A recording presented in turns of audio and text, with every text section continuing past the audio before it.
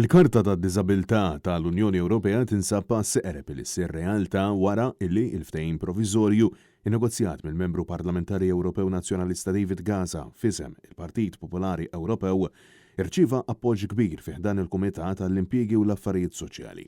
David Casa stqarr illi din il-leġiżlazzjoni se jkollha impatt pożittiv konkret fuq il-ħajja taċ-ċittadini peress illi tiżgura il-libertà tal-moviment għal persuni b'diżabilità li għadhom qegħdin isibu l-ostakli meta jivvjaġġaw.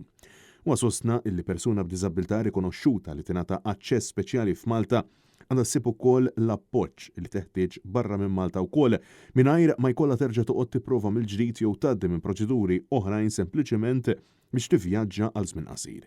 Casa insista fuq l-importanza ta' nforzar effettiv speċjalment fejn għandu x'jaqsam l-aċċess għall-informazzjoni u sostna illi il-benefiċjarji ta' dawn id-drittijiet imsaħħa jridu jkunu jafu bid-drittijiet tagħhom sabiex igawduhom. Naf il-waqt li stqarr dwar l-importanza li jekk kif tiġi ffirmata l-liġi l-gvernijiet, inkluż dak Malti, għandu iħaffef il-proċess biex tiġi introdotta f'pajjiżna wkoll. Wara l-approvazzjoni tal-Kumitat, il-Karta tad-Diżabilità tal-Unjoni Ewropea u l-Karta tal-Parkeġġ se jmorru għall-approvazzjoni finali mill-Parlament Ewropew fis-sessjoni plenarja ta' April.